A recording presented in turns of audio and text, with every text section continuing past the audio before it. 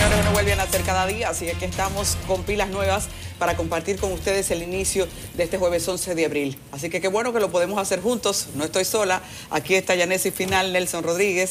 ¿Cómo les amanece, chicos? Muy bien, buenos días, país, buenos días, equipo, ¿cómo están todos?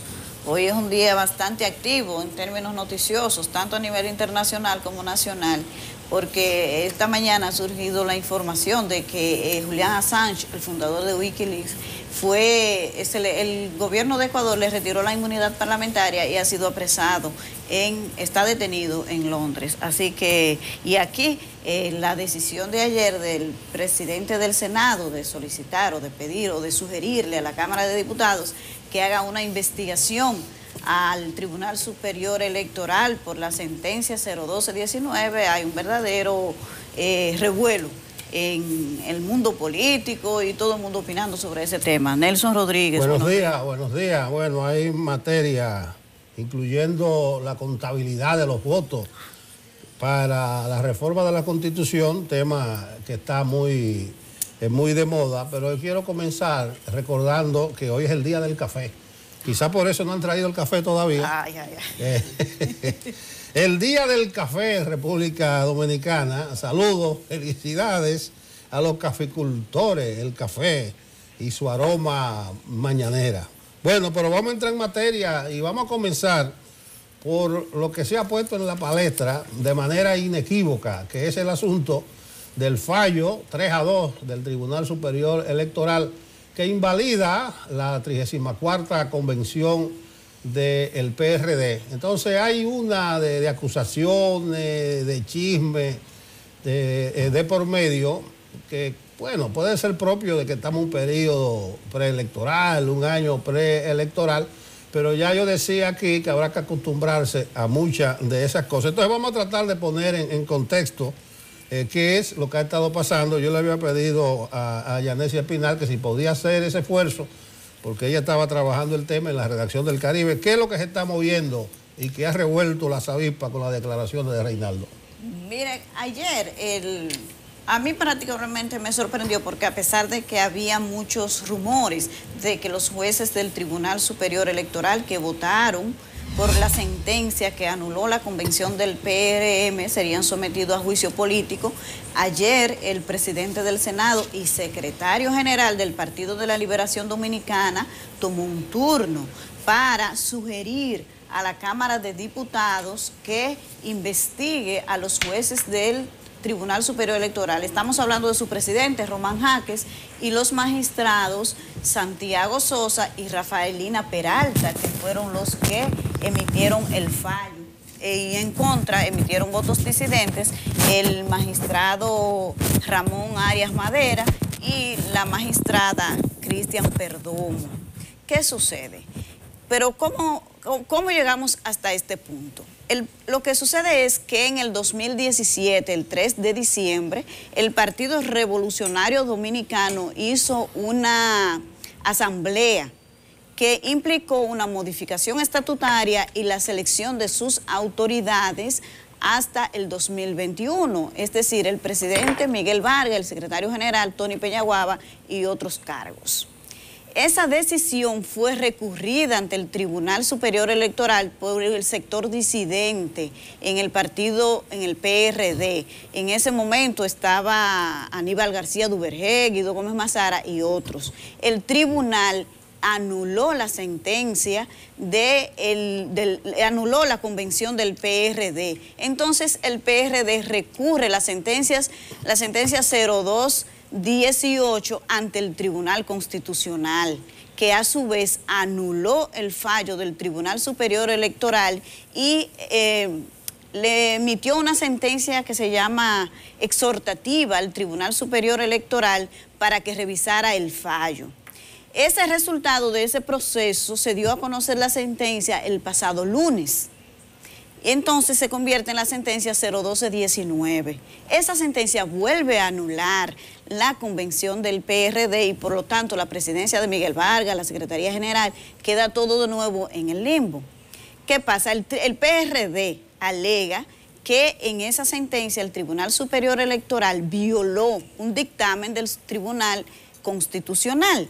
Entonces ayer Reinaldo Pared Pérez parece que está convencido de que eso ocurrió porque él dice que se violó el artículo 183 de la Constitución, que dice que todas las sentencias del Tribunal Constitucional son de cumplimiento obligatorio para los demás órganos del Estado, no importa cómo se llame. Entonces, en base al artículo 83, ha solicitado una investigación a la Cámara de Diputados para saber si en la sentencia 01219 el Tribunal Superior Electoral violó otra sentencia del Tribunal Constitucional. Ese es el contexto y por eso vamos hasta aquí. Automáticamente se hace esta solicitud desde el Senado de la República, hay reacciones adversas. Específicamente desde el Partido Revolucionario Moderno, Luis Abinader, el presidente José Ignacio Paliza, incluso se ha dicho que se trata de un atentado al Estado de Derecho y que es una intimidación y muchísimas otras cosas. Sobre el voto disidente hay una historia que hizo ayer CDN, que hizo Silvania Lima, y la queremos compartir con ustedes para que conozcan la versión de los 3 jueces que aprobaron la sentencia, que incluso en algunos de los considerandos de esa sentencia se establece desde el 63, el 70, al 70 y tanto, que ellos especifican que lo que examinaron de nuevo no fue lo que ya decidió el Tribunal Constitucional. Por lo tanto, ellos cuidaron esa parte de decir que no fue eso lo que se evaluó nuevamente. Entonces vamos a ver la historia de Silvania Lima respecto al voto disidente del magistrado Ramón Arias Madera. El Partido Revolucionario Dominicano se encuentra sumido en una prolongada crisis, ahora profundizada por decisiones del Tribunal Electoral. La gravedad de la situación queda expuesta en el voto disidente del magistrado Ramón Arístides Madera Arias. El juez establece que la Corte sustentó su decisión en un documento falso, introducido de contrabando al expediente para justificar la anulación de la reunión del Comité Ejecutivo del PRD. El tribunal, encabezado por Román Jaques, utilizó el documento a pesar de que la Junta Central le había certificado que hubo quórum en la reunión del Comité Ejecutivo del PRD del 19 de noviembre del 2017. De acuerdo con el juez, la situación constituye una deformación de la verdad. Dejó establecido que se trata de una aberración jurídica y una actuación aviesa de parte de la mayoría de sus compañeros en el Tribunal Electoral por tratarse de una falsedad de un elemento probatorio. El magistrado Madera Arias se pregunta en la motivación de su voto disidente cómo sus compañeros jueces tuvieron el valor y el coraje de tomar un documento de ese tipo como elemento probatorio. También considera que fallar al margen de lo que estableció en el Tribunal Constitucional, estos magistrados están incurriendo en actos subversivos contra esa Corte. Silvania Lima, CDN. Ahí está, parte de lo que ha ocurrido es un ataque frontal a Reinaldo Pared Pérez por su condición de alto dirigente del PLD. Resulta que en política no se obra por simpatía necesariamente con el partido ajeno. Entonces, en medio de tantos problemas que tiene el PLD, a Reinaldo Pared Pérez ahora le preocupa mucho lo que ocurre en el PRD, pero naturalmente es que estamos hablando de un partido aliado. Y lo que ocurre en ese partido afecta directamente también números que inciden en el PLD. Pero me gustaría que ustedes sepan estrictamente cuál ha sido la posición de Reinaldo y por qué ha sido tan atacada. En esta historia también de Rentería Montero se detalla para que luego entremos aquí en la argumentación. El presidente del Senado afirmó que con su decisión el órgano contencioso en materia electoral se colocó al margen de lo que dispone el artículo 184 de la Constitución Dominicana, donde se dispone que las decisiones del Tribunal Constitucional son definitivas e irrevocables y constituyen precedentes vinculantes para los poderes públicos y todos los órganos del Estado. 3 miembros de ese Tribunal Superior Electoral hicieron caso omiso a esa sentencia que había dispuesto la revocación del Tribunal Superior Electoral, y ellos, en los casi 10 años que tiene declarado el Tribunal Constitucional, constitucional, ni ninguna persona, ningún órgano del Estado se había atrevido a contradecir o ignorar lo decidido por el Tribunal Constitucional. Al calificar de inaudito el fallo que dijo representa un atentado a la institucionalidad, pidió a la Cámara de Diputados investigue y si determina irregularidad proceda como lo dispone el artículo 83 de la Constitución. Hay un hecho grave que se ha cometido y denunciado.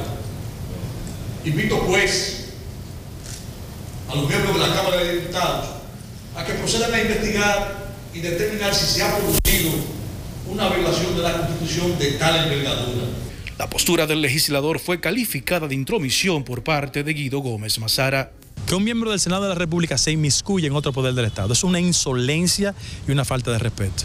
Se busca garantizar que el PRD siga en mano de Miguel Vargas Maldonado. El interés es preservar a Miguel Vargas como una caricatura a su servicio, en la que le endosa el partido de José Francisco Peña Gómez de 80 años de historia y de vida a cambio de hacer negocios. El fallo en cuestión anuló las decisiones de la Convención de Delegados del PRD, celebrada en diciembre del 2017, donde Miguel Vargas Maldonado fue ratificado como presidente de ese partido. Rentería Montero, CDN. Ahí está. Bueno, ahí está el contexto. Hemos hecho ese esfuerzo precisamente porque son muchas las informaciones que se están precipitando con el paso de las horas. Además, es que es un hecho fundamental, señores. Eso puede cambiar el curso de muchas cosas. Hablábamos aquí el martes, al comentar la sentencia, por arribita, de que son tantas las lagunas, son tantas las contradicciones, que da la sensación que nosotros caminamos hacia un tollo electoral. Porque lo que ha ocurrido no es poca cosa. No vamos a entrar en el fondo de lo que valoró o no el Tribunal Superior Electoral o la mayoría, pero fíjense de lo que se está diciendo. En los votos disidentes, en uno de ellos por lo menos, se habla de que el tribunal utilizó un documento falso. O sea, no sé por qué vía le llegaría. Segundo, que violaba una sentencia del Tribunal Constitucional que había versado sobre el tema. Lo que pasa es que ahora el Superior Electoral, por la retaguardia, atacó otro punto que era el del quórum. Pero el propio PRD dice que no se preparó para esa defensa porque ese no era un tema. Y segundo, que los documentos que utilizó el tribunal para su decisión no son los oficiales de los notarios que fueron sometidos. Pero bien, ustedes escucharon a Reinaldo. No sé qué avispa le picó a Reinaldo, porque se ha interpretado de distinta manera lo que dijo, porque el proceso es a la inversa. O sea, no es el Senado y el presidente que instruye a los diputados, sino, de acuerdo al artículo 83 en su numeral 1 de las atribuciones de la Cámara de Diputados, es la Cámara de Diputados la que decide si acusa a un funcionario ante el Senado y se toma la decisión. Es decir, que Reinaldo hablaba como presidente del Senado, como secretario general del PLD, pero lo que dejaba claro es que viene un problema de fondo. ¿Qué es lo que dice ese artículo 83 de la Constitución en su numeral 1, que fue el que invocó Reinaldo? Lo siguiente, de las atribuciones de la Cámara de Diputados: acusar ante el Senado a los funcionarios públicos elegidos por el voto popular, a los elegidos por el Senado y por el Consejo Nacional de la Magistratura por la comisión de faltas graves en el ejercicio de sus funciones. La acusación solo podrá formularse con el voto favorable de las 2/3 partes de la matrícula. Grábense eso, porque ahorita voy a hablar sobre el asunto de la reforma a la Constitución, sobre lo que es la mayoría. O sea, la Cámara de Diputados, en este caso, tendría que tomar una decisión para acusar a esos magistrados con el voto de las 2/3 partes de la matrícula. ¿Qué quiere eso decir eso? Que si son 190 diputados, se necesitaría el voto de 143, que es la matrícula, o sea, no lo que estén presentes en la sesión. Incluso que es más cualitativo ese voto que para convocar la Asamblea Revisora. Pero bien, no es el tema. Es muy difícil entonces que pueda llegarse, con las reacciones que estamos viendo, a una votación para acusar a los miembros del Tribunal Superior Electoral que votaron a favor de esta sentencia. Por lo tanto, habrá mucha de política, habrá muchas declaraciones, habrá muchas acusaciones, pero difícilmente se llegue a la aplicación del artículo 83, que cabe exactamente dentro de la atribución de la Cámara de Diputados, porque mire lo que dice ese artículo, que es acusar también a los elegidos por el Consejo Nacional de la Magistratura, que es el caso del Tribunal Superior Electoral. Ahí está planteado el tema. ¿Hacia dónde conduce esto? Yo creo que habrá de determinar si contravino o no una sentencia del Tribunal Constitucional, que debe ser el camino. Segundo, yo creo que los magistrados debieron advertir la guerra política que se iba a desatar al respecto, porque cantidad de votos más, cantidad de votos menos, el PRD es uno de los partidos fundamentales del sistema que prácticamente se la están poniendo difícil o lo están sacando de juego. Yo no voy a entrar en consideraciones porque está el chisme, señor, a granel.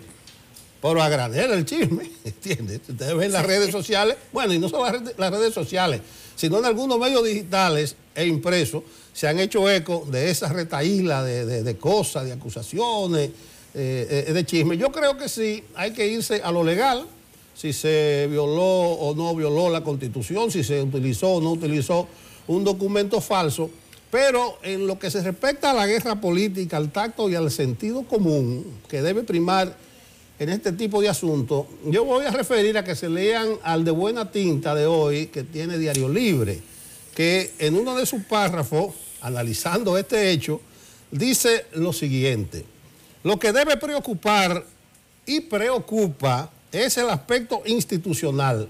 No pierde el PRD ni el tribunal, pero indudablemente sí se afecta el orden establecido. Así es. Bueno, muchas palabras sabias en ese de buena tinta. Pero además de todo eso, de la poca probabilidad de que un juicio político para probable destitución de 3 jueces del Tribunal Superior Electoral prospere en la Cámara de Diputados, porque el PLD, que sería que llevaría esta postura por la reacción del PRM, no cuenta con los votos suficientes solo, ni con sus aliados, para hacer esa mayoría de 143 votos que necesitaría para tales fines. Pero mientras tanto, es importante ver el contexto.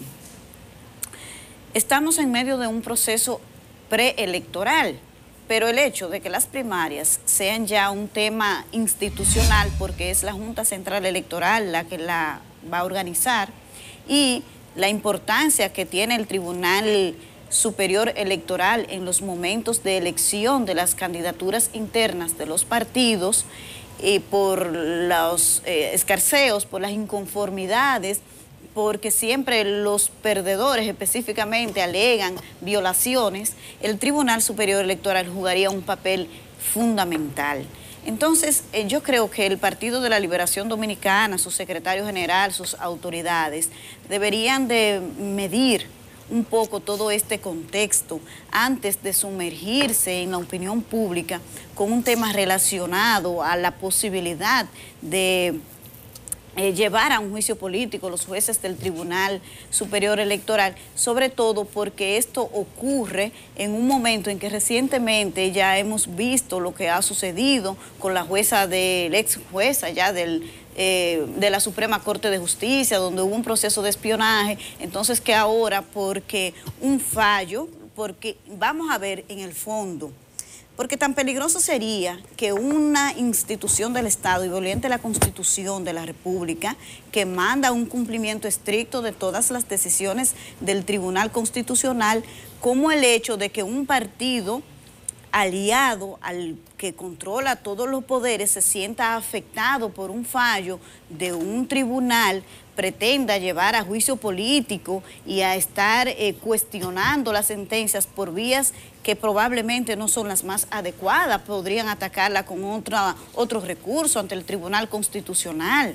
Entonces, ¿qué mensaje deja todo eso en este contexto, en medio de las luchas políticas internas del PLD, a un partido que se le acusa hasta de dictatorial, porque por muchísimas razones se le ha dado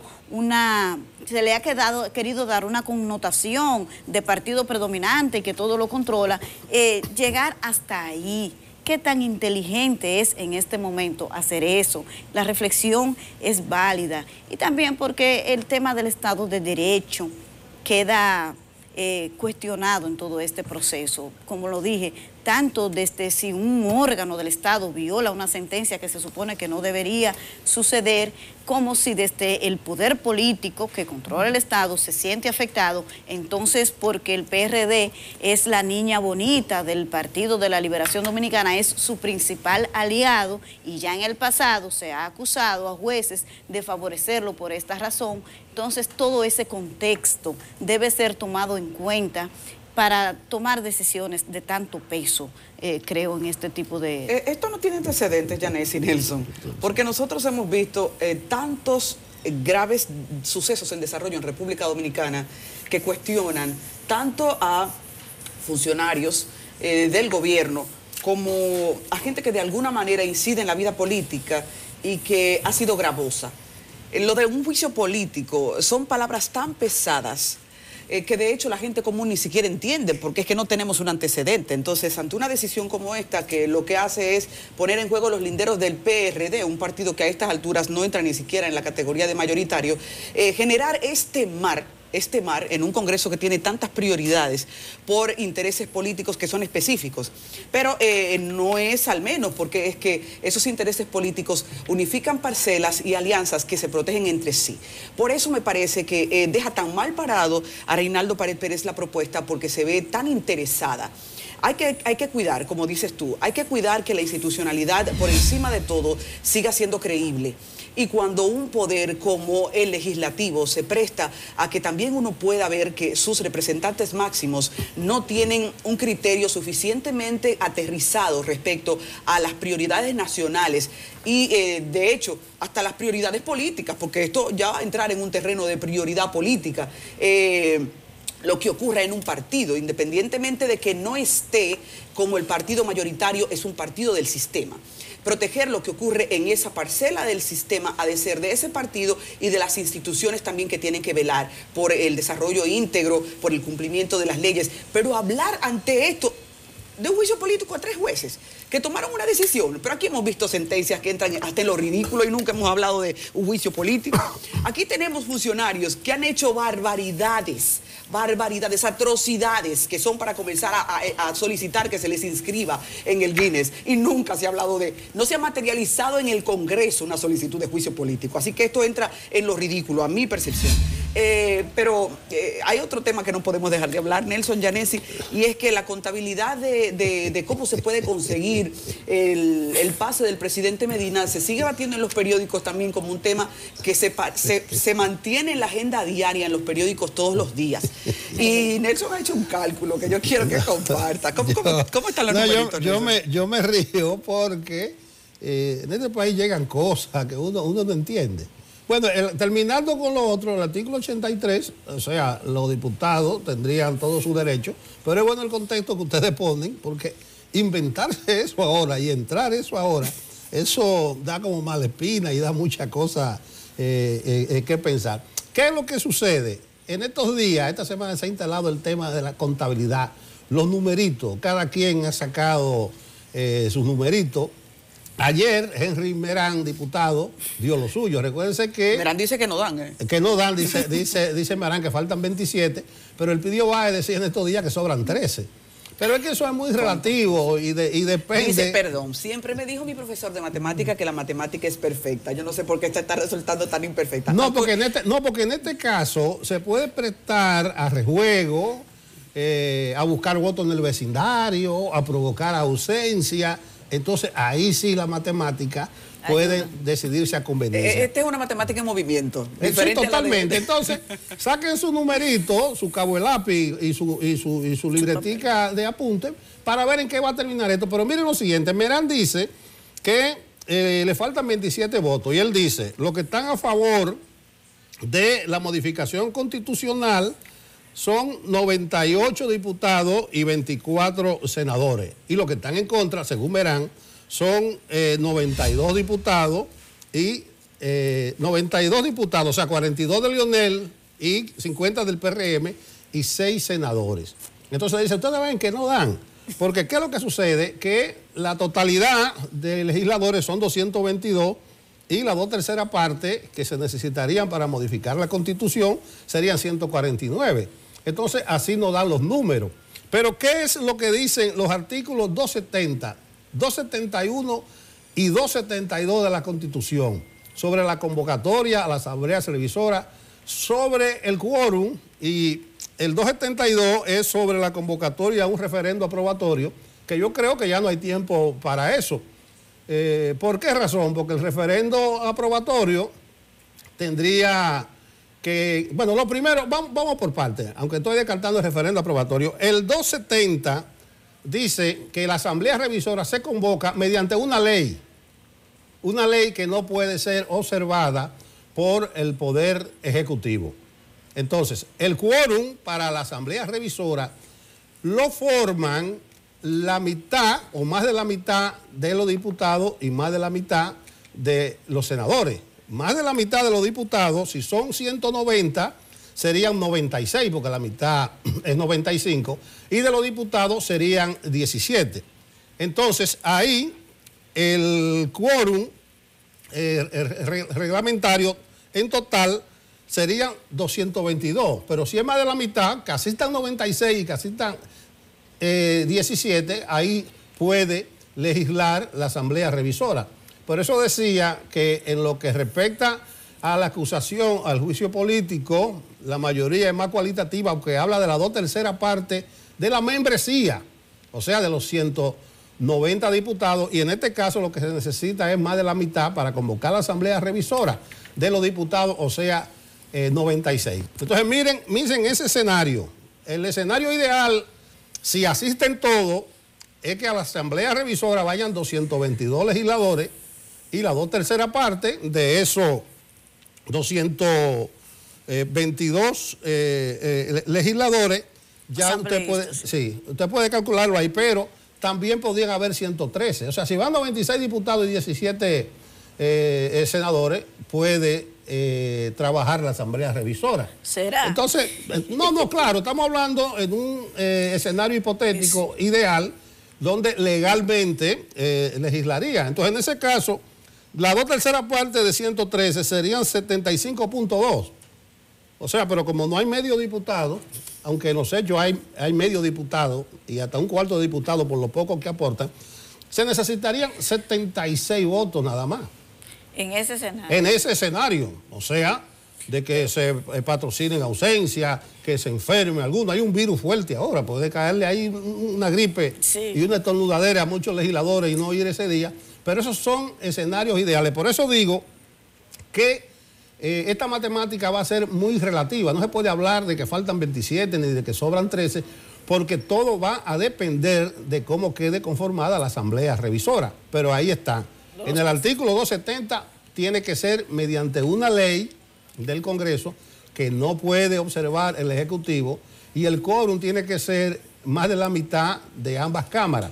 Lo del 272, que es otra manera de que podía hacerse esa modificación constitucional, que es la de un referendo aprobatorio, que puede ser en los casos de que se diga que se violan derechos fundamentales. En este caso se dice que se viola un derecho fundamental de Danilo, porque expresamente a él se le impide asistir. Eso ha estado bamboleando en el Tribunal Constitucional y en la Junta, pero un referendo aprobatorio, si se aprueba, vale decirlo así, habría que dar 60 días a la Junta para convocarlo. Y además, convocar unas nuevas elecciones, con un sí y con un no. Si usted está a favor o en contra, tendría que votar más de la mitad del padrón, o sea, más de la mitad de los 7 millones. 7 millones y medio. Y gana el que coja más de un 33%. Entonces, fíjense, eso es una nueva elección.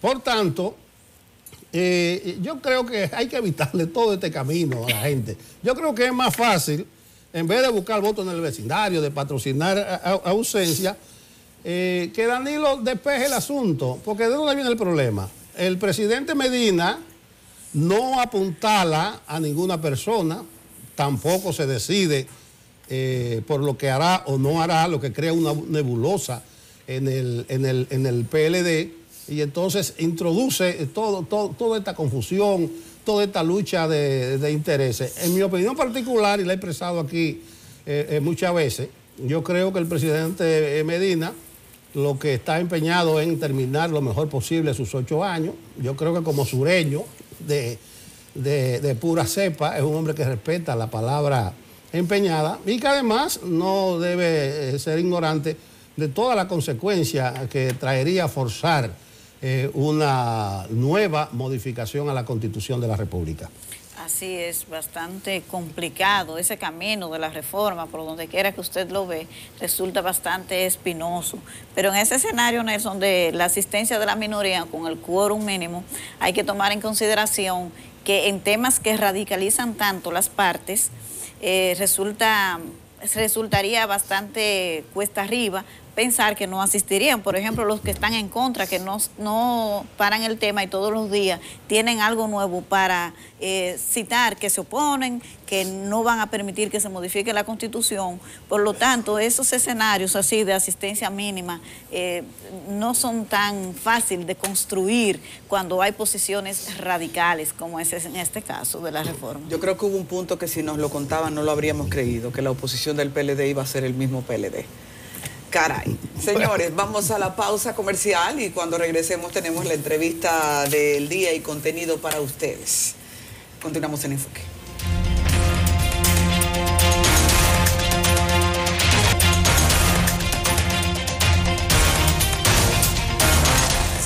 Hay gente que por su trabajo gana la simpatía. Estamos aquí. Sí, claro. Hoy tenemos una conversación entre mujeres porque mi compañera Adis Burgo y yo vamos a entrevistar a la diputada del Distrito Nacional por el Partido Revolucionario Moderno. Farideh Raful es nuestra invitada de hoy. Bienvenida. Bueno, yo muy feliz de estar aquí siempre de vuelta a mi casa. No fue que ahuyenté a los hombres, no fue que lo ahuyenté para nada. Nada que ver por ahí. Me ahuyentaste y Pablo tampoco está aquí. La próxima vez vengo con ellos. Bueno, pero bienvenida. Nosotros vamos a tratar muy bien. Feliz de estar aquí. Farideh, usted ha venido un día caliente aquí porque esa solicitud del presidente del Senado, Reinaldo Pared Pérez, de que la Cámara de Diputados proceda a investigar a los jueces del Tribunal Superior Electoral por su fallo 012-19, porque supuestamente entraría en contradicción con una sentencia del Tribunal Constitucional, es la Cámara de Diputados que tiene que iniciarlo. Cuéntenos de los números, si alcanzan para eso, para un juicio político, y cómo sería el procedimiento. Bueno, lo primero es que para mí es una falta de respeto en una democracia donde se supone que debe haber independencia de los poderes, que el presidente del Senado se refiera en esos términos a 3 magistrados del Tribunal Superior Electoral electos por el Consejo Nacional de la Magistratura, del cual él forma parte y votó a favor de ellos, y que todo sea por una sentencia que no sé si la ha tenido la oportunidad de leer. Yo no la he tenido todavía en mi mano, es una sentencia reciente, hace apenas horas, creo que tiene casi 200 páginas. Antes de opinar de la misma, yo creo que hay que edificarse un poco acerca del fallo. Lo que todos conocemos es parte del dispositivo únicamente, que es el que plantea que la anulación de la convención que ratificaba a Miguel Vargas Maldonado como presidente del Partido Revolucionario Dominicano, y que Miguel Vargas Maldonado es aliado del partido que encabeza el presidente Danilo Medina, del cual el presidente del Senado forma parte. O sea que esto no tiene más que un trasfondo político de fuera de lo que podría ser una concepción jurídica, y aparte pues yo creo que es una expresión bastante grosera de la falta de respeto institucional. Nosotros ayer en la Cámara de Diputados incluso tuvimos una situación. Nosotros habíamos desde hace 2-3 semanas solicitado casi, como bloque de partido prácticamente, la interpelación al Procurador General de la República. Y lo solicitamos y depositamos una solicitud de resolución para que el procurador fuera interpelado por varias razones. Por haber violentado el proceso del Consejo Nacional de la Magistratura, por haber dicho que había intervenido telefónicamente a la magistrada, por luego haber dado una rueda de prensa diciendo que no era cierto, que la había intervenido, por haber admitido un espionaje institucional. Y nosotros entendemos que la Cámara de Diputados, en un rol constitucional como el que solicita hoy Reinaldo, debe saber por qué el procurador, que es un funcionario del gobierno, que está para que nosotros lo fiscalicemos, vaya al Congreso y explique qué pasó en esa situación. Sin embargo, ayer cuando se sometió la modificación de agenda, el presidente de la Cámara de Diputados, unilateralmente, violando los reglamentos, prefirió que la sesión se cayera para no someterlo a votación. Sin embargo, en la tarde, el presidente del Senado le solicita a la Cámara de Diputados que interpele a jueces del Tribunal Superior Electoral en un acto de incongruencia absoluta. Faride, podemos estar o no de acuerdo atemorizante con la solicitud del presidente del Senado. Sí. Ahora, los números, ¿cuáles son las cantidades que se necesitan para ese procedimiento? Y si el Partido de la Liberación Dominicana lo contaría para con una sus interpelación, votos. la Constitución de la República dice que debe ser depositada a iniciativa de mínimo 3 legisladores que la firmen. Y para la aprobación de la misma debe ser aprobada por las 2/3 partes de los miembros presentes de la Cámara de Diputados. Algo, la sesión de ayer se cayó Sí. en un escenario turbio. Sí. Y cuando uno lo ve, uno dice, ¿y qué tantas veces eso ocurre? No. Que de manera interesada una sesión que plantea algo interesante sea azotada, para no llamarle de otra manera, sea saboteada. No. ¿Eso es frecuente? No, frecuente no. Es que yo creo que en los 3 años que tengo ahí nunca había pasado que el presidente o la presidenta de la Cámara de Diputados de manera unilateral negara una solicitud de modificación de agenda, porque lo que se solicitó fue que se modificara la agenda antes de aprobar el orden del día para poder conocer nuestra solicitud de interpelación. Y lo que se hace generalmente es que se somete a votación del Pleno y si el Pleno vota para que se ponga en agenda, luego se procede a conocer si procede o no y se dan los debates. Anteriormente había sido puesto en agenda, cuando se había modificado la agenda y se había votado el Pleno en su mayoría que no querían que se interpelara. Ayer solicitamos que se modificara para volver a hablar del tema y lo que hizo el presidente de la Cámara de Diputados, un acto de autoritarismo absoluto, al darse cuenta que la facción del danilismo no estaba presente en la Cámara de Diputados, no quería tomar el riesgo de que con la división interna que están presentando ellos ahora, con el tema de la reelección, los miembros del PLD que estaban allí, que la mayoría son de la facción del presidente Fernández, y los del PRM, hiciéramos la mayoría para aprobar la interpelación del procurador. ¿Hacia dónde crees que va este tema de Reinaldo Pérez Pérez? Yo creo que no va a llegar a ninguna parte. Yo creo que no va a llegar a ninguna parte. Yo de verdad entiendo que fue un exabrupto del presidente del Senado, que no se puede permitir. La opinión pública en el día de hoy está pues totalmente conteste con eso y que nosotros como Cámara de Diputados tenemos que tener mucho respeto por esa institucionalidad o por lo menos velar para que se tenga respeto, que es el trabajo que tratamos de hacer diariamente. A la gente le gustan las voces disidentes, por eso has sido muy bien aceptada. Recientemente se eligieron jueces del tribunal y me gustaría saber cuál es tu apreciación de esa elección. Bueno, un sabor agridulce.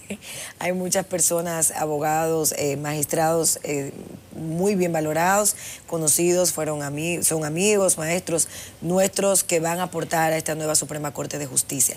Sin embargo, yo creo que la jugada del Partido de la Liberación Dominicana fue blindarse en la sala penal, que es donde se dilucidan los casos de los funcionarios y de las personas, los congresistas que tienen jurisdicción privilegiada ante la Suprema Corte de Justicia. Fue un poco blindar esa Corte Penal de donde sacaron de manera yo creo deleznable a una magistrada de la trayectoria de Miriam Germán y sacaron también a Esther Casanovas, que eran las dos voces que a través de sus fallos, porque los jueces hablan a través de sus sentencias, a través de sus fallos dejaban ver la ineficiencia de la Procuraduría General de la República en las acusaciones que presentaba ante esa sala. Entonces yo creo que ellos se blindaron en materia penal y que desde el otro punto de vista en materia civil, la escogencia de los demás jueces, pues fue un poco para complacer a la comunidad jurídica respetada y seria de este país. Pero en la sala penal decidieron blindarse y poner personas un poco más cercanas a ellos, incluyendo el mantener dentro de esa sala o dentro de la Suprema a Fran Soto, que es un dirigente del Partido de la Liberación Dominicana, que para nadie es un secreto, y que sus fallos hablan por sí mismos acerca de su falta de objetividad jurídica y de experiencia en cuanto se trata de velar por las garantías o los derechos de ciudadanos cuando se quejan de funcionarios dirigentes del PLD. Hablando de la selección de los jueces de la Suprema, hay quienes han criticado el papel del Partido Revolucionario Moderno, su presidente José Ignacio Paliza, que se abstuvo de votar en el caso del presidente magistrado de la Suprema, Luis Henry Molina, que es miembro del Comité Central, o era miembro del Comité Central del Partido de la Liberación Dominicana. No solamente miembro del Comité Central, un activo político de Danilo Medina. En la campaña política estaba trabajando también con la diputada Miriam Cabral en la circunscripción número 1. Estamos hablando de un dirigente político, que sí es cierto que está muy bien valorado desde el punto de vista profesional y administrativo. También es cierto que quizás es de los presidentes que ha ocupado la Suprema Corte de Justicia en materia jurídica, una de las personas con menos trayectoria desde el punto de vista del estudio, la investigación y la academia jurídica, sino que se le valora porque es un administrativo. Sin embargo, el presidente de la Suprema es el presidente del Consejo del Poder Judicial. No es solamente administrativo su rol, y eso deja mucho que decir. Yo creo que el PRM, con los consejeros que estaba ahí, jugó el rol que ellos entendieron que tenían que jugar. Yo, en mi caso, si hubiera sido parte del Consejo Nacional de Magistratura, hubiera votado en contra, definitivamente, de que Luis Henry Molina fuera presidente de la Suprema Corte de Justicia, pero no por algo personal, sino porque es muy cuesta arriba cuando estamos luchando por una mayor independencia de poderes, cuando se está hablando del tema de la reelección, cuando tenemos un control absoluto, cuando tenemos un procurador que no procura justicia, cuando investiga el expediente de Odebrecht, cuando ve las pruebas que se sometieron, las acusaciones tan débiles, cuando ve lo que le hace a una jueza de la Suprema Corte de Justicia, violándole su legítimo derecho a la defensa. Yo creo que es más que preocupante y que nosotros debemos decir, bueno, hasta aquí no, hasta aquí lo que tenemos que tener es personas, no es que queremos personas totalmente apartadas del mundo político, pero sí que tengan menos compromisos partidarios con el poder que está administrando todo desde hace más de 20 años. Y yo creo que a eso es que debemos de apelar. Tú eres abogada y política, entonces has tenido mucha criticidad a la hora de este caso de Brecht. Has estudiado el expediente. Me gustaría, ¿cuál es tu apreciación respecto al futuro? Porque todo el mundo está viendo esto con el interés de que en algún momento haya una sentencia que dé la lección que en contra de la corrupción yo creo que no va a ser existe. Ahora. Yo creo que no va a ser ahora. ¿Qué esperas? No, yo creo que no va a ser ahora. ¿Qué esperas en función de ese expediente que has leído? No. Primero, la acusación es muy débil y lo dijimos desde el principio. Y yo, uno de los temas de Miriam Germán, precisamente de lo que más le ha dolido al procurador, fue que ella lo dijo a través de una sentencia, en el momento en que lo tocó, en una cátedra jurídica, y la pueden recoger en uno de los votos disidentes. Pero yo pienso que ahora mismo ese caso no va a tener las sanciones a las personas que realmente estuvieron involucradas con los sobornos y la cantidad de dinero que ingresó a la República Dominicana, ni con el lavado de activos. Lo único bueno y positivo de todo esto es que, como yo siempre digo, el dinero deja rastro y estos crímenes no prescriben. No va a ser ahora, va a ser después. Basta con leer no solamente la acusación, revisando las pruebas que sometió el Procurador General de la República, donde hace acusaciones a algunas personas que son las que están imputadas ahí, tú te das cuenta de transferencias bancarias que debieron ser investigadas, de personas vinculadas a este gobierno, que va desde el ministro de Obras Públicas, que recibió dinero de cuentas de Ángel Rondón, la misma cuenta donde Ángel Rondón recibía el dinero de Mail Bank, por ejemplo, que era el banco donde Odebrecht le depositaba para que él siguiera depositando a través de su compañía de Lashman, que está en la acusación. Pero esas transferencias no invitan a que ninguna otra persona sea parte del proceso. Entonces yo digo, pero vamos a ver, si tú recibes transferencias de esta misma cuenta, tú debes ser investigado. ¿A dónde fue ese dinero? ¿A quién se le entregó ese dinero? ¿Por qué en las mismas pruebas que tiene la Procuraduría que fueron sometidas no hay acusación ni son parte del proceso? Un ciudadano que se llama Keilis Rondón, que llegó a retirar junto con dos personas más, cuyo nombre no recuerdo, no retengo en este momento, 65 millones de dólares en efectivo en un banco de la República Dominicana, en un banco muy pequeño de la República Dominicana. Están las pruebas ahí. ¿Por qué esas personas no son parte del proceso? ¿Quién puede retirar en efectivo 65 millones de dólares de un banco? Que las alertas bancarias no se enciendan de manera inmediata.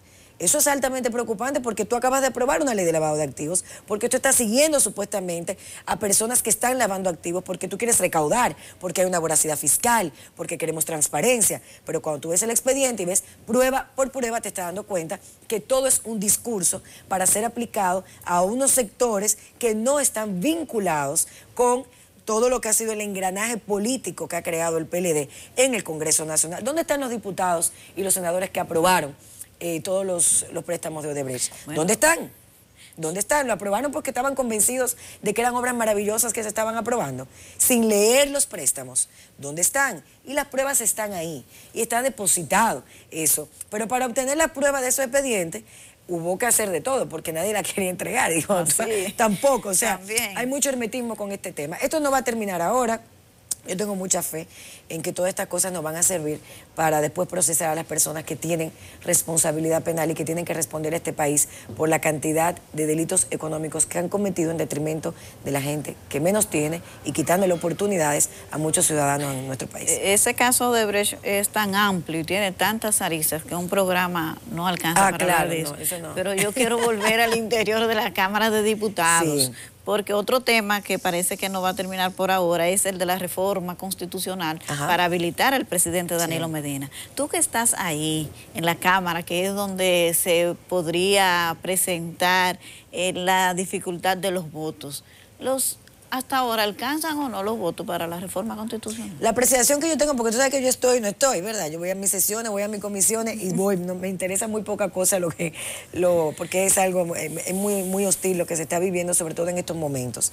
Hasta donde tenemos entendido, no hay posibilidades de pasar una reforma constitucional al día de hoy, hasta donde tengo entendido. Pero el poder de convencimiento no sé, puede llegar a la Cámara de Diputados. A mí se me es muy cuesta arriba dejar de confiar en algunos congresistas con los que he conversado y me han ratificado que no votarían por una reforma constitucional y verlos después votando. O sea, eso sería muy fuerte. Lo que sí yo te puedo decir es que están los aprestos, que ellos están haciendo un levantamiento permanente, que están haciendo acercamientos, que están tratando de convencer a muchas personas. No desde ahora. ¿Incluidos los legisladores del PRM quieren convencer? A mí no sé, porque yo no he llegado ahí. A mí no sé, ni se me acercan, si me acercan lo digo, ni se me van a acercar. Pero sí sé que hay movimientos, hay conversaciones que se están dando. Incluso se menciona en la Cámara de Diputados que tienen planteado convocar para la primera semana de mayo, lo que ellos considerarían que... Como ustedes mencionaban ahorita, hay gente que se enferma, que no va a la Cámara, que se le mueren tíos, abuelos y esas cosas. Entonces hay cosas, ¿verdad?, que parece que ellos están previendo. Entonces, el interior pero hasta el momento, como está la correlación de fuerzas, según lo que han declarado los congresistas con los que hemos hablado y de lo que se expresan ahí abiertamente, no están los números para ellos hacer la reforma constitucional. Pero entonces se habla que se podría someter el proyecto a principios de mayo. ¿Así? Sí, a principios de mayo, según lo que se maneja en los corrillos políticos de la Cámara de Diputados. Yo no sé cómo es que el tiempo pasa tan rápido porque nos dicen que ya se acabó. Pero yo no quiero terminar sin preguntarte. Hay un tema que es de mucha apreciación de la sociedad y es el de la seguridad social, la ley de seguridad social. ¿Tú consideras, viendo el documento que ustedes tienen en mano, sometido por el presidente, que eso es un palo acechado como las sindicales se están ahora mismo planteando? Sí, mira, hay unos temas. Ayer hubo una reunión en la Comisión Especial de Seguridad Social donde se recibieron a las AFP, las ARS, precisamente con este tema. Hay mucha inconformidad de todos los sectores porque lo que se está planteando son muchas cosas, porque está la reforma del Código Laboral, por un lado, está lo de la cesantía, lo del seguro de desempleo, que ya no va a ser seguro de desempleo, como dice la Ley de Seguridad Social, y la desaparición de las ARL para crear un instituto donde los ciudadanos, en vez de obtener la cesantía a través de su empleador, tengan que ir a ese instituto a hacer un procedimiento para poder obtenerlo. Entonces hay como una mezcla de tantas cosas que no terminan de definirse. Incluso dentro del mismo Partido de Liberación Dominicana hubo discusiones ayer en la comisión cuando se estaba planteando la iniciativa que envió el Poder Ejecutivo. Porque recuerden que todo esto parte de una iniciativa del Poder Ejecutivo después de que el presidente Medina el 27 de febrero dijera que iban a haber reformas para manejar costos y abaratar también el tema de la seguridad social, cosa que no es cierto según los últimos documentos que hemos visto. Yo no soy parte de la comisión especial, sino que estoy al tanto de las reuniones que han ido pasando. Hay otra reunión luego de Semana Santa, donde se van a reunir ya la comisión y vamos a tratar de formar parte. Yo espero que la cesantía no sea eliminada, es un derecho, aunque no es un derecho adquirido, pero solamente impacta, según los cálculos del sector sindicalista, menos del 30% de la población, porque recuerden también que el 62% son trabajadores informales, o sea que tampoco es algo muy elevado. Vamos a ver qué pasa. Faride, gracias por visitarnos. A ustedes por la invitación. Excelente representación de la mujer en el Congreso y de la juventud también. Gracias. En la boleta, ¿por dónde va? A la senaduría de la capital, por el Partido Revolucionario Moderno. Muy bien. Así es, pues te veremos avanzar. Señores, Farideh Raful ha estado con nosotros. Continuamos en Enfoque Matinal.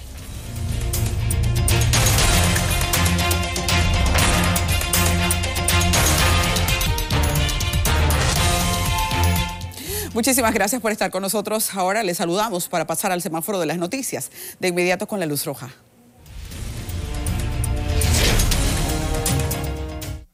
Miren, hay un estudio que quiero valorar en el día de hoy por el enfoque que tiene sobre uno de los renglones de la economía que se ha quedado en el tiempo perdido también en el intento de que políticas públicas y dinero público pueda enfocarse en hacer mejor estímulo. Quiero reconocer que nosotros tenemos un presidente que ha hecho durante su tiempo de gobierno un trabajo en visitar para sacar del anonimato a muchos grupos económicos pueblerinos que pertenecen a que es la agropecuaria, que es la agricultura. Pero lo que indica este estudio es que el impacto no ha sido suficiente todavía. ¿A qué me estoy refiriendo? A la pérdida de 10.632 empleos en el campo. Todo esto significa que mucha gente se ve obligada a migrar a la ciudad por un factor, el económico. Y eso va cada vez generando una presión en la urbe que pudiese resolverse con que cada uno tenga en su entorno un medio de vida.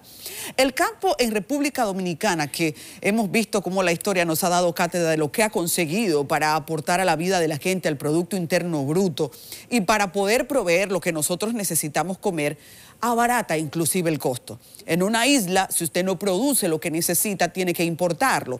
En los últimos años hemos visto el crecimiento de las importaciones también tragando el mercado. Ese es un factor peligroso, pero también es muy peligroso el hecho de que no se produzca entonces para colocar y para pagar al empleado. Considera el estudio que es uno de los renglones en donde la gente sigue percibiendo el salario más denigrante. 12,000 pesos es más o menos el salario que percibe como promedio un agricultor, un hombre que se dedica a echar días. Un trabajo nada fácil que termina estancando a la gente sin posibilidades de una seguridad social, de planificar su futuro y ni siquiera de proveer lo que en lo inmediato hace falta. Lo quiero vincular con el estudio que ayer presenté de los agropecuarios, en el que lamentan que las políticas del gobierno solo llegan hasta donde los ojos están.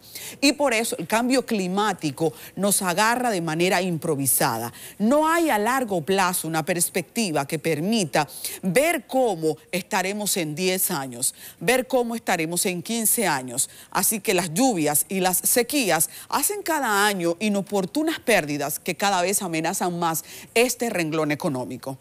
Eso justamente hace que lo tengamos en luz roja y esperamos que pueda provocar que se estremezcan los linderos que en el Palacio tienen que incidir en esto. Pero lamentamos que pese a que es uno de los más criticados ministros, el de Medio Ambiente, porque no quiero ligar en esto el ministro de Agricultura, que ha sido muy activo, pero las políticas no coinciden con las prioridades, ni siquiera en los peores momentos como el de la sequía que hemos visto. Si el gobierno no toma suficiente determinación para en esos renglones tener a gente que represente de manera íntegra los mejores intereses, seguiremos perdiendo empleo en el campo. Y con eso no pierde ese que ya no tiene un empleo, perdemos todos. Vamos a la luz amarilla. Sin entrar en demasiados detalles, quiero destacar como aquí en el país hemos tenido hace solo unas horas el caso de un chico que ha muerto porque estaba usando un celular que estaba conectado. Han sido cuentos y también crónicas internacionales que uno veía tan distante como para no tomarse en serio las precauciones. Como cada vez la tecnología es más vinculante a la vida nuestra, como cada vez somos más dependientes de ella, hay reglas básicas que no podemos desestimar, incluyendo esto. La energía eléctrica es una descarga con la capacidad de matar a cualquiera. Queremos expresar el lamento, el luto a los familiares de este joven, pero también la advertencia, y por eso en la luz amarilla, la advertencia de lo que puede significar no tomar en serio las precauciones. La energía eléctrica. El celular tiene la capacidad no solo de estorbar inclusive los patrones de sueño, cuando usted duerme con un celular al lado, por el magnetismo, por todas las descargas, los movimientos mínimos de electricidad que tiene. La ciencia vino también para ser nuestro amigo, pero sin las advertencias necesarias degrada la calidad de vida de la gente. Ay, qué pena. Tome el consejo.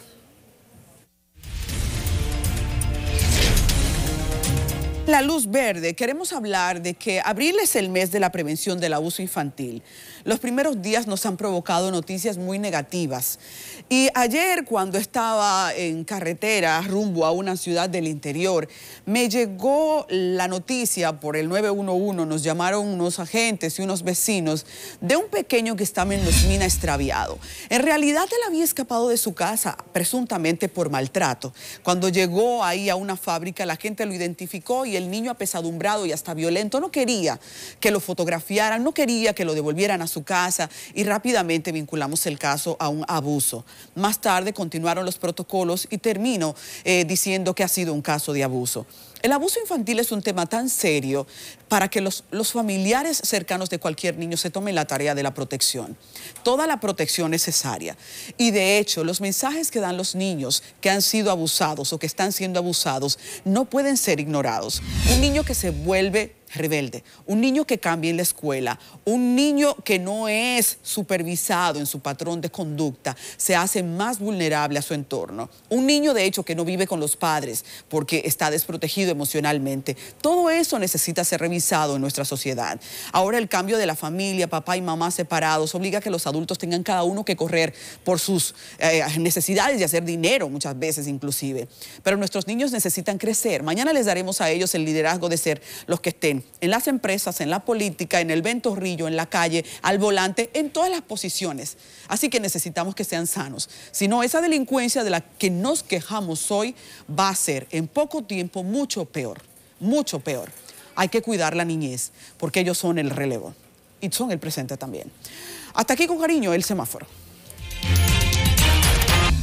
Bueno, lo prometido es deuda. Aquí Bartolomé Pujals nos dio la primicia en el fragor de la Marcha Verde que lo entrevistamos, que él se iba a lanzar por la candidatura a alcalde del Distrito Nacional, y entonces le dijimos, bueno, cuando te lances, ven por aquí. Y aquí estamos cumpliendo la palabra, activista social, miembro del país que queremos, candidato a la alcaldía del distrito por el Partido Revolucionario Socialdemócrata. Bartolomé Pujals, buenos días. Buenos días, muchísimas gracias, Nelson, por aquí. Y ciertamente aquí dimos la primicia. Sí, por eso es que estamos cumpliendo. Entonces, tú eres candidato por el Partido Revolucionario Socialdemócrata, pero también por el país que queremos, pero el país que queremos todavía no cuenta con el reconocimiento. Sí, el país que queremos, que es una agrupación política para el Distrito Nacional. Nosotros depositamos en febrero de este año nuestro expediente a la Junta Central Electoral y estamos en la espera de que nos sea otorgado el reconocimiento para poder competir con ambas organizaciones.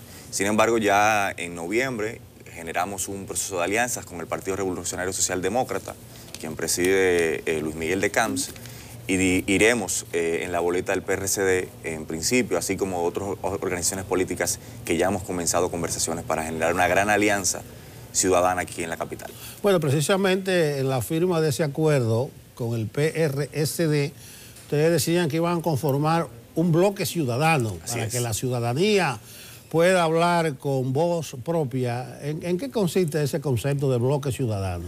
Bueno, nosotros lo que hemos visto en los últimos años es que la ciudadanía ha sido el principal protagonista de la lucha política y social en este país.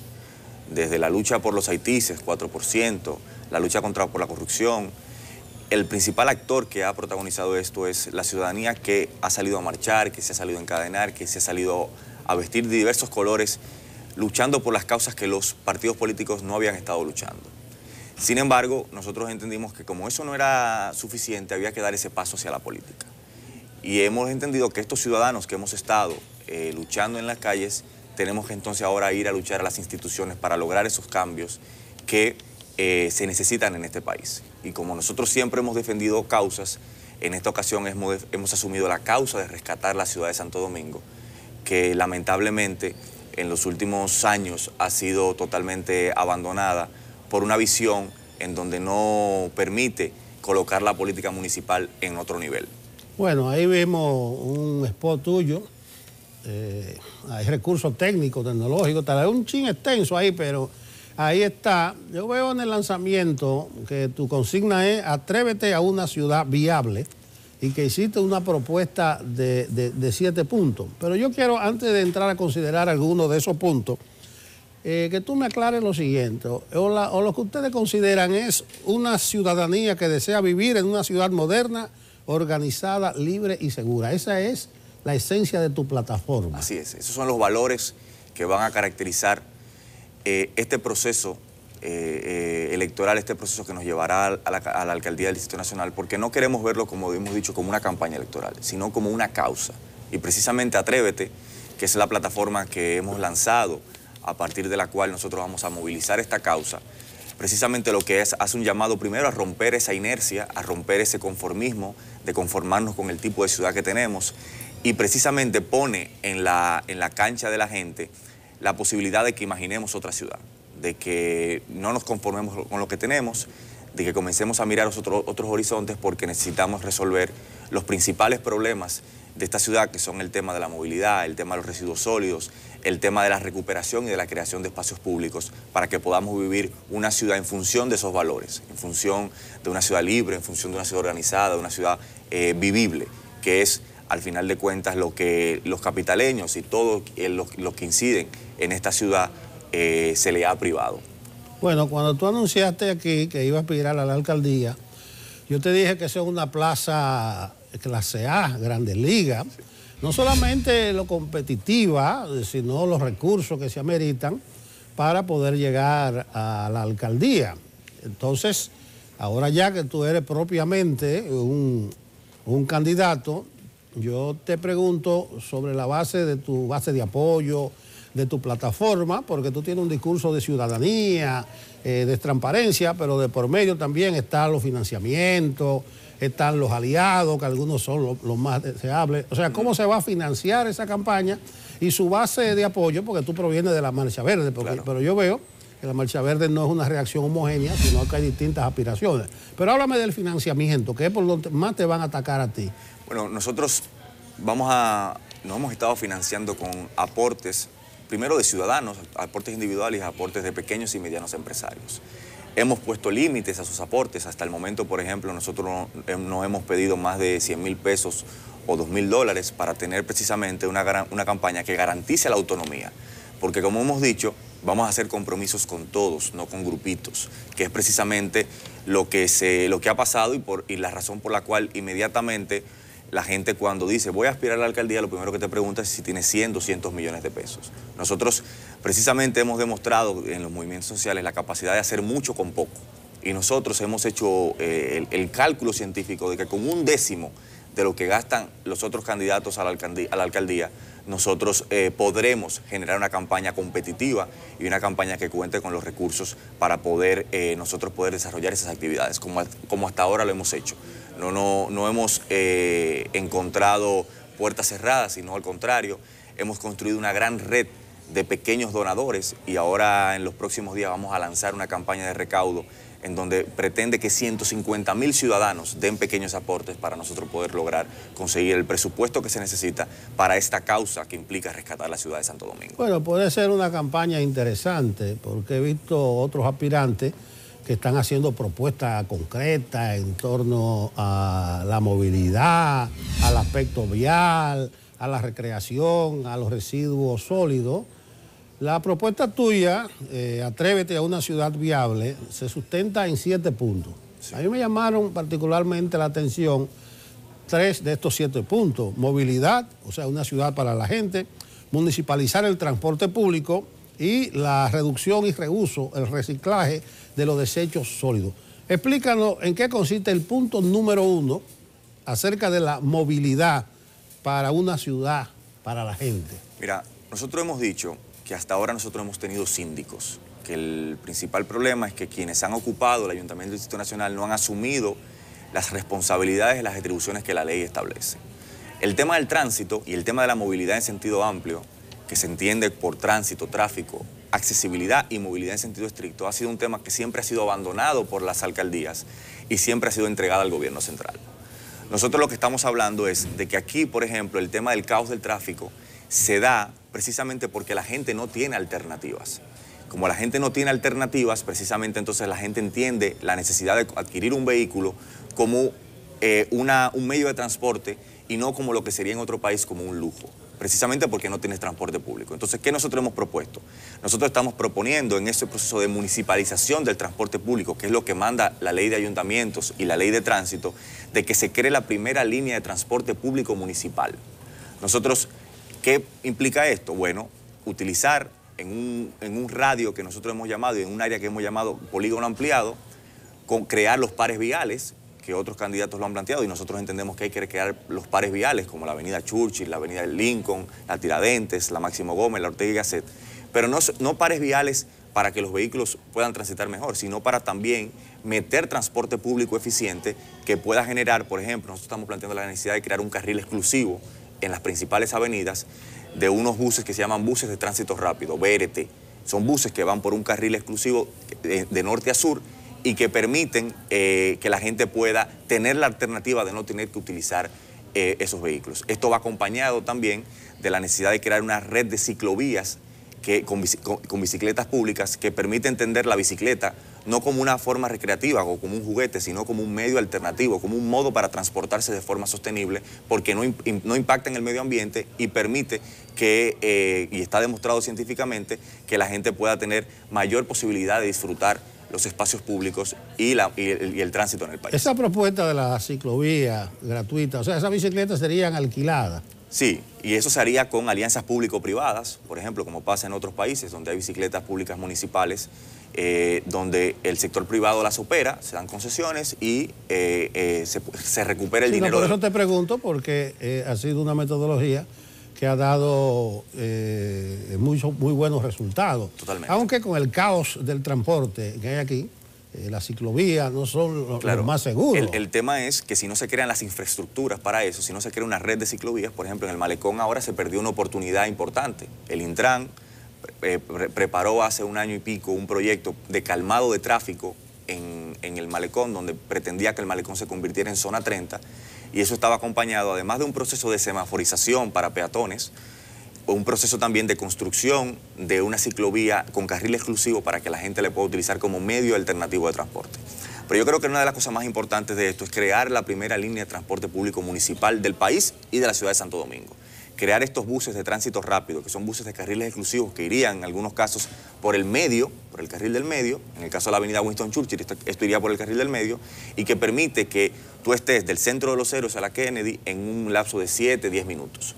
Eso es lo que va a provocar que la gente prefiera utilizar el transporte público, porque además estos buses de tránsito rápido se estarían conectados con el metro de Santo Domingo, con el teleférico, con otras vías de transporte masivo que provoquen que la gente no tenga que sacar sus carros a la calle. Bueno, vamos a hablar de los desechos sólidos. La gente comúnmente generaliza y dice basura. Ahí es que la mayoría de alcaldes arriesgan la faja. Aunque en la capital es justo reconocer que con David Collado han bajado un poco el tono de las críticas. No sé si es efectividad de esta recogida de noche, de madrugada. En Santiago también prácticamente se han eliminado esas críticas. En tu punto 7 tú planteas la reducción, reuso, reciclaje de los desechos sólidos. ¿Con qué se come eso, Bartolomé? Mira, aquí hay 3 medios esenciales para el tema del manejo de los residuos sólidos. Primero, generar los medios, es decir, los afacones, la posibilidad que las familias y las pequeñas y medianas empresas, que son quienes producen la mayoría de los residuos sólidos, tengan espacios para donde hacerlo. El segundo medio es la educación, que es lo que genera la conciencia para que la gente tenga, cuando bote la basura en su casa, cuando las empresas boten la basura en sus comercios, lo lleve a los lugares adecuados. Y el tercero son los incentivos. Ninguno de esas tres condiciones esta alcaldía le está cumpliendo. Y nosotros lo que estamos planteando es que el estado actual de la recolección de la basura es la política municipal no puede reducirse solamente al tema de la basura. El ayuntamiento no puede comenzar y terminar en el tema de la basura. Nosotros estamos planteando de que aquí hay que generar una planta de tratamiento, para lo cual el alcalde del Distrito Nacional tiene que jugar una función de como gran canciller con los otros municipios. Porque el Distrito Nacional, como lo ha dicho aquí en muchísimas ocasiones el arquitecto de cabecera Marcos Barina, no tiene espacio para relleno sanitario. Hay que comprar y construir un espacio para tener una planta de tratamiento y que podamos utilizar la basura y convertir la basura en dinero, es decir, para generación de energía, para biomasa, para materiales de construcción y también para exportación. Que aquí mucha basura se exporta y la basura que se exporta es la poca basura que se puede aprovechar. Generar condiciones de aprovechamiento que impliquen que la gente tenga medios, que la gente tenga la educación para generar la conciencia y que la gente tenga incentivos, que veamos a las familias y a los comercios como socios, porque en la medida en que ellos puedan utilizar la basura como una fuente de ingreso, en esa misma medida entonces nosotros vamos a poder generar aprovechamiento para eso. Y eso de municipalizar el transporte público, ahí yo te pregunto sobre el asunto de los parqueos, porque da la sensación que la capital va a necesitar un segundo piso. O sea, ¿qué propuesta concreta? Mira, nosotros la propuesta que tenemos, aquí hay una cantidad de parqueos desaprovechados que si tuviésemos un alcalde que esté en una actitud proactiva, por ejemplo, las universidades. Aquí la Pucamaima, por ejemplo, tiene como 3 torres de parqueo. Torres de parqueo que en muchas ocasiones están vacías. Un alcalde debería acercarse a esas instituciones para generar alianzas público-privadas para que la gente pueda parquearse en esos parqueos y la misma universidad obtener un beneficio por eso. Todas estas oficinas públicas, por ejemplo, que después de las 4 o 5 de la tarde están cerradas, que tienen muchísimos parqueos. Generar alianzas público-privadas o alianzas públicos institucionales que permitan que esos parqueos se puedan utilizar. Yo creo que si nosotros generamos una actitud de no aprovechar los parqueos que tenemos sino de crear nuevos parqueos, entonces estaríamos fomentando la visión de seguir construyendo una ciudad para la gente. Yo creo que aquí lo que tenemos que aprovechar los espacios que tenemos, generar parquímetros, evitar a través de la creación de estos pares viales que la gente se parquee de ambos lados. Aquí hay una falta de autoridad y de regulación muy fuerte que impide que la ciudad se pueda organizar. En lugares donde DGCET, por ejemplo, pone letreros de no parqueo, no hay quien fiscalice eso, o cuando DGCET lo fiscaliza, recibe la reprimenda del ayuntamiento. Bueno, vamos a hablar algo de tu propuesta de ciudad inclusiva. Ese es un punto. También una ciudad verde, inteligente, segura. Lo que hace la mayoría de los alcaldes es crear un par de parques Canquiña, un par de columpios. Está Bartolomé Pujal en condiciones de superar eso cuando habla de ciudad verde, segura, tranquila, inclusiva. Nosotros, una de las cosas que hemos dicho es que nosotros no solamente vamos a recuperar los espacios públicos que están, que fueron lo que hizo Balaguer o lo que hizo Roberto Salcedo. Aquí la capa forestal del Distrito Nacional es menos del 10%. Del año 67 hasta la fecha, el Distrito Nacional, la ciudad de Santo Domingo, ha reducido su capa forestal de una forma increíble. En el caso de la circunscripción 3, por ejemplo, que es donde están los barrios de Capotillo, Simón Bolívar, Las Cañitas, Luperón, todos los barrios que tienen peores condiciones socioeconómicas, que tiene 14 kilómetros cuadrados, ellos tienen menos de 1 metro de área verde por habitante, cuando lo que establece los estándares internacionales de la Organización Mundial de la Salud es que tiene que haber entre 10 a 12 metros de área verde por habitante. ¿Qué nosotros estamos diciendo? Nosotros vamos a crear hacer un levantamiento de solares baldíos, de terrenos que estén totalmente abandonadas, para que ese terreno se convierta en un parque o en una plaza y en un centro cultural de esparcimiento por cada barrio. Nosotros estamos diciendo, aquí hay que aumentar la capa forestal. Cuando se hable de recuperación de espacios públicos, lo que tiene que decir un alcalde al momento que rinde cuentas es que yo aumenté la capa forestal del Distrito Nacional en tanto porcentaje. Hoy día, los habitantes de la circunscripción 3, por ejemplo, tienen hoy 5 metros de áreas verdes por habitantes. Antes tenían menos de 1 metro. Nosotros lo que haremos es crear esos parques en solares baldíos porque el Distrito Nacional no tiene la posibilidad de seguir creciendo para otros espacios y tenemos que aprovechar los espacios que tenemos. Bueno, no hay duda de que Bartolomé Pujal tiene una propuesta, la sabe explicar con claridad, es coherente. Yo no sé si tu candidatura es negociable, porque uno piensa quizás un gran bloque de organizaciones de donde tú provienes haría una candidatura fuerte. ¿Estás tú en condiciones de negociar, de buscar otros apoyos? Sí, nosotros hemos dicho, por eso hablamos de que somos parte del bloque ciudadano. Bloque ciudadano que estará compuesto por organizaciones sociales, por organizaciones cívicas y por otros partidos políticos de vocación democrática. Nosotros vamos a construir un bloque que lleve a la ciudadanía a las instituciones y nosotros estamos abiertos, sin lugar a dudas, a generar todos los espacios de negociación democrática que sean posibles para que esto sea una realidad a partir de febrero del 2020. Bueno, las gracias a Bartolomé Pujals, candidato a alcalde de la capital por el país que queremos y por el Partido Revolucionario Socialdemócrata, un activista social que nosotros le hemos dado la oportunidad de expresarse como una opción nueva, novedosa, fresca. Gracias, Bartolomé. Gracias. Y nosotros continuamos con Enfoque Matinal. Hoy continúa el caso Odebrecht, así que vamos en directo a la Suprema Corte de Justicia con nuestro Rafael Lara.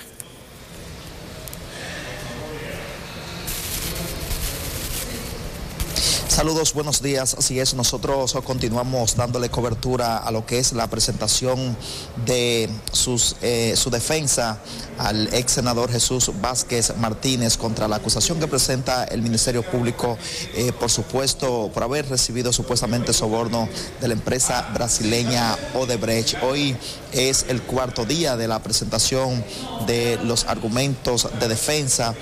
Ha habido muchos debates. Recuerden ustedes que la primera petición que hizo la defensa de Jesús Vázquez Martínez fue de que le permitieran escuchar el testimonio tanto del Procurador General de la República, Jean Alain Rodríguez, así como también del director de la Dirección General de Impuestos Internos, Magín Díaz. Pero vamos a permitir que sea el abogado Jorge Luis Polanco, uno de los representantes legales del ex legislador, quien nos explique qué ha pasado hasta ahora y cuál es la expectativa, porque tengo entendido que ya este jueves concluye la presentación de los argumentos de defensa. Buenos días, doctor. Gracias. Bueno, todo el desarrollo de estos días, tal y como tú dices, el primer día, el lunes, hicimos el esfuerzo porque se cumpliera con el artículo 300 del Código Procesal Penal, que establece que se puede recrear en audiencia un resumen de las pruebas que uno considera más características para el proceso, lo cual fue impedido por una sentencia del juez, en el sentido de que no se podían oír excepcionalmente testigos. En este caso no se pudo traer al Procurador General de la República para interrogarlo, ni a Magín Díaz, director de Impuestos Internos. No obstante eso, el martes empezamos a desarrollar y a analizar todo lo que eran las imputaciones que le formulaba la Procuraduría a Chu Vázquez y analizar cada una de las pruebas que sustentaban el soporte de la acusación, demostrándose de una manera clara, de una manera contradictoria, sin ningún tipo de duda de que se trataba de una acusación sin fundamento, sin base, con documentos que ninguno eran referencial en cuanto a atribuirle de una manera concreta, de una manera robusta, de una manera jurídicamente sustentable, ningún hecho de lo que se señalaba en la acusación a Chu Vázquez. Pero, ¿qué ha significado para ustedes como defensa el hecho de que no se le permitiera escuchar los testimonios de esos dos funcionarios? ¿Ha limitado o han ustedes podido presentar su defensa de manera amplia como tenían planificado desde el principio? Bueno, ahí todo va a depender de la decisión del juez. Si el juez, por ejemplo, en el momento en que vaya a valorar las declaraciones juradas de Chu Vázquez ante Impuesto Interno, en la cual se demuestra que Chu Vázquez había declarado todos los ingresos agropecuarios que había percibido desde el año 2007 al año 2017, el juez entendiera que ese hecho no se probó, entonces lesionaría el derecho de defensa por habernos prohibido la comparecencia ante él del director de Impuesto Interno, que era la persona que iba a aclarar ese punto. Ahí ya tú tienes un punto que va a estar sujeto a la decisión del juez, porque le dimos una solución y nos la negó. Entonces eso va a depender de ese resultado. Con relación al caso del Procurador General de la República, es diferente. En el caso del Procurador General de la República era para que entráramos en un contradictorio y él explicara las contradicciones de la acusación, de su argumentación. Por ejemplo, él decía en la acusación que la única actividad productiva de Chu Vázquez era los ingresos por salario del Poder Legislativo. Nosotros presentamos evidencias de que la principal actividad agropecuaria y los principales ingresos eran en relación al sector agropecuario. Entonces, lo que íbamos era hacer un contraste con él. Entonces yo creo que aun cuando él no haya venido, se ve la debilidad de su acusación, se ve que él no asume la responsabilidad de lo que alega, la defiende. Finalmente, doctor, la decisión del juez Francisco Ortega Polanco, ¿la encontraron ustedes fundamentada en la norma a propósito de que mucha gente ha comentado con el tema de la ex jueza Miriam Germán Brito? Mucha gente ha comentado de que pudiera estar basada la decisión finalmente del juez a que no quieren entrar en contradicción con el Procurador General de la República porque posiblemente más adelante se podrían ver cara a cara en un momento tal vez de su evaluación. Bueno, yo tengo la confianza de que el juez se ponga por encima de esa presión que es obvia. Es una incongruencia legal de nuestra Constitución que hay que corregirlo lo antes posible, porque el juez no debe ser sometido al constreñimiento que representa de que quien lo va a evaluar en el porvenir para si él continúa o no en el sistema judicial sea el Procurador General de la República. Entendemos que eso es una incongruencia jurídica que hay que evitarlo porque eso le está haciendo daño al sistema democrático del país. Bien, muchísimas gracias al doctor Jorge Luis Polanco. Como dije antes, parte de la defensa de Jesús Vázquez Martínez. Ya tenemos la información de que en el día de hoy ellos pudieran concluir lo que es la presentación de sus argumentos de defensa. Luego, el siguiente paso sería escuchar la réplica o la respuesta del Ministerio Público a lo que es la defensa que han presentado todos los imputados en este caso, ¿correcto? Bueno, así es. Entonces nosotros vamos a continuar aquí, vamos a esperar porque a partir de las 9 está pautada que inicie nueva vez la audiencia preliminar contra los 7 imputados en el caso Odebrecht.